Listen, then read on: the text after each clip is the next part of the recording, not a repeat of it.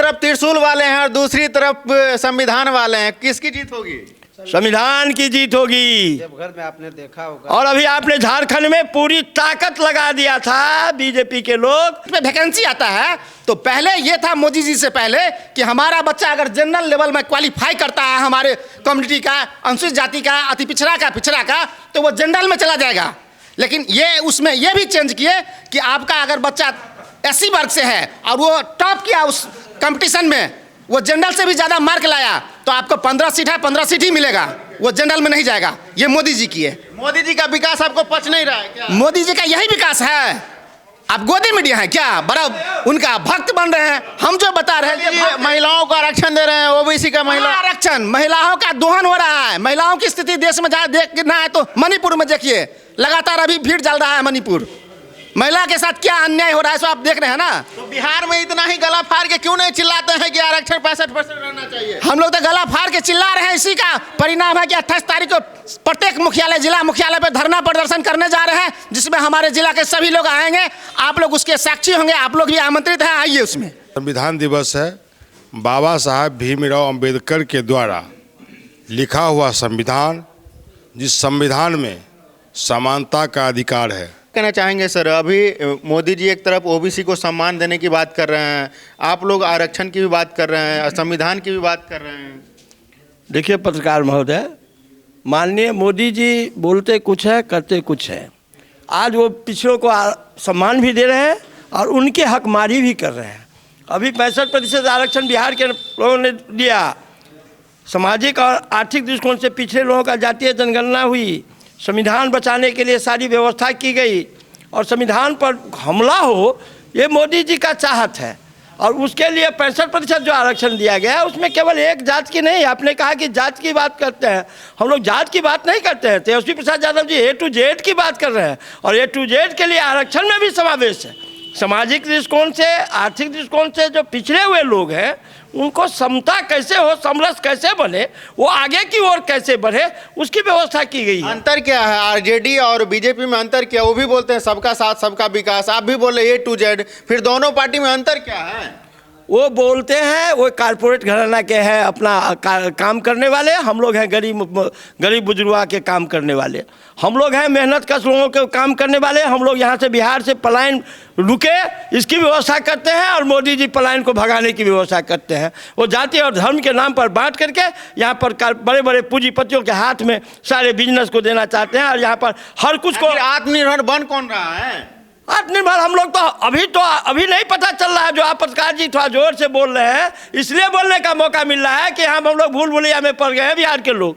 जिस दिन मालूम होगा उस दिन मालूम होगा। अंग्रेज को भगाने में भी देर नहीं लगी थी और आज यही हालात है कि जो काम कर रहा है वो पूंजीपतियों के लिए और खास करके गुजरात के लिए जो काम हो रहा है कि यहाँ पर हम लोग को सरकारी नौकरी की बात, सरकारी को सब कुछ को निजीकरण कर रहा है। बोल रहे ओबीसी समाज से आते हैं, हम ही संविधान की रक्षा कर सकते हैं। कितने ओबीसी को उन्होंने, जो शीर्ष नेता है उनके कैबिनेट में कितने ओबीसी हैं, आप देख लीजिए उल्टा करके। मेरा नाम उमेश राम है, युवा राजद का मैं जिला प्रधान महासचिव हूँ।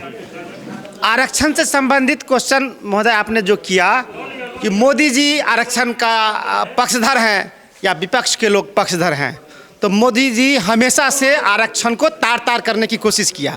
उन्होंने कहा कि 49% आरक्षण है देश में, हम वही रहने देंगे पूरे देश में, और 49% से ज़्यादा हम 65% नहीं करेंगे जो हमारे नेता तेजस्वी यादव ये बिहार में लागू किए। और एक तरफ EWS 10% आरक्षण लागू हुआ जो मोदी जी किए, तो एक तरफ वो 10% उसको उस रूलिंग को तोड़ के किए, 49 से 10% बढ़ा के 59% कर दिए। दूसरी तरफ जब समाजवाद के लोग जो कर्पूरी जी के अनुयायी थे, जो जेपी साहब के अनुयायी थे, हमारे नेता तेजस्वी जी जब ये लागू किए 65% बहुजन समाज के लिए, तो उस परिस्थिति में उन्होंने इनसे पल्ला झाड़ लिया। उसके बाद जो भी वैकेंसी आती है, आप आरक्षण की बात करते हैं, जो भी वैकेंसी आती है अगर 100 सीट आता है उसमें 15% दलित के आरक्षण है।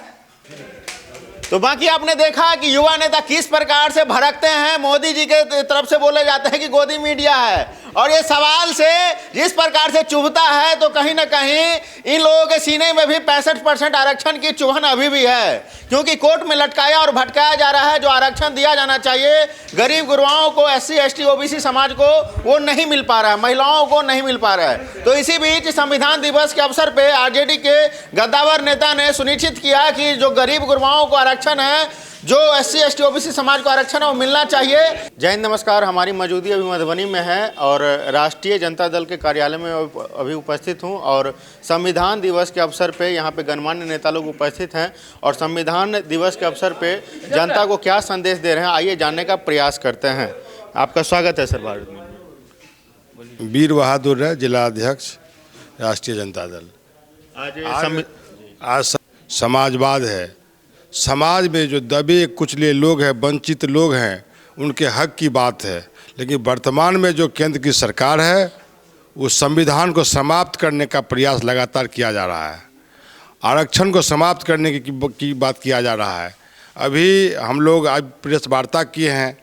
हमारे नेतृत्व राष्ट्रीय अध्यक्ष लालू प्रसाद जी, तेजस्वी प्रसाद यादव जी एवं प्रदेश अध्यक्ष जगदानंद सिंह के निर्देशानुसार पूरे बिहार में जिला मुख्यालय में प्रेस वार्ता की जा रही है, जिसमें आरक्षण के संबंध में जो महागठबंधन की सरकार बनी थी, तो महागठबंधन सरकार ने 500 करोड़ रुपया खर्च कर जातीय गणना एवं आर्थिक गणना की थी, जिसके फलीभूत 65% आरक्षण दिया गया, जिसमें 2% अनुसूचित जनजाति, 20% अनुसूचित जाति, 25% अत्यंत पिछड़ा वर्ग एवं 18% पिछड़ा वर्ग, कुल 65%। आप लोग जाति गणना कर रहे हैं, लेकिन आपके विरोधी नेता बोलते हैं, शीर्ष नेता, कि लोग जाति जाति करते हैं, जाति में बांटने का प्रयास करते हैं, हम लोग एक कर रहे हैं, राष्ट्र को मजबूत कर रहे हैं।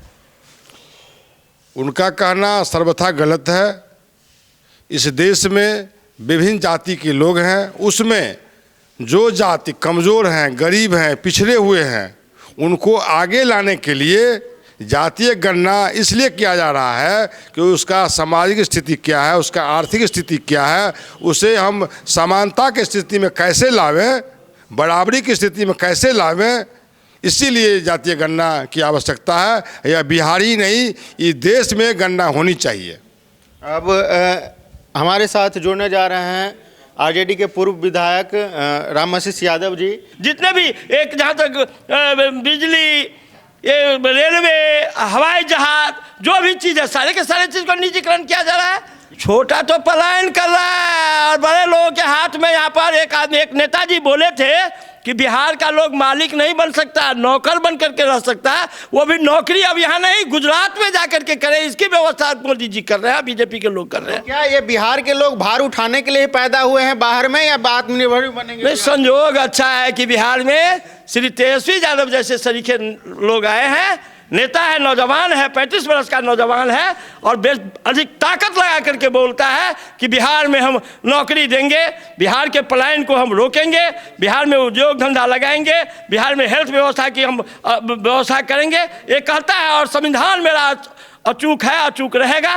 वैसे नौजवान, और हमको लगता है हर जात का नौजवान आगे चल रहा है। मोदी जी आते थे, क्या क्या नहीं बोलते थे, कौन कौन चीज़ नहीं करते रहे, लेकिन जवाब मिला। और बिहार से ही सटा हुआ है, कोई बाहर नहीं है, बिहार में ही है, झारखंड, और वहाँ पर जाकर के उनको मुँह की खानी पड़ी। ये कोई गुजरात नहीं था जो गुजरात में जाकर के करेगा यहाँ का लोग। और यहाँ का लोग सजग हो चुका है, अगली सरकार हम लोगों की ही बनेगी, महागठबंधन की ही सरकार बनेगी, पक्की है। यानी कलम वाले की बनेगी, ये मेहनत कश लोगों की बनेगी, ये कमर तोड़ जो काम करने वाले लोग हैं उनको बनेगी, जो सामाजिक न्याय धर्मनिरपेक्षता में विश्वास करने वाले लोग हैं उनकी भी सरकार बनेगी। अब सुरेश पासवान जी जैसे लोग जो अनुसूचित जाति से आते हैं और वो जीतते हैं, आप समझ सकते हैं कि हम लोग आरक्षण विरोधी हैं कि आरक्षण संरक्षण करता है। आज संविधान दिवस है और आपने RJD का टोपी पहन के पूरा क्षेत्र भ्रमण किया। क्या संविधान की क्या ललक है आम लोगों में? आप जानते हैं संविधान में बाबा साहब अम्बेडकर ही नहीं बनाए, 399 आदमी मिलकर संविधान बनाए थे और उसमें स्पष्ट संविधान में प्रावधान किया गया था आरक्षण 3 शैक्षणिक दृष्टि से, क्या कहते हैं, सामाजिक दृष्टि से, उन्होंने जब पहला सरकार बनाया यहाँ 14 में, जब वो पहली बार प्रधानमंत्री बने, तब सबसे पहले क्रीमी लेयर पे काम किया। उसके बाद आरक्षण में एक ऐसी व्यवस्था लाया जो आपको टी नटराजन इंदिरा सैनी केस में जो अमेंडमेंट आया, जो रूलिंग आया, उसके खिलाफ आया।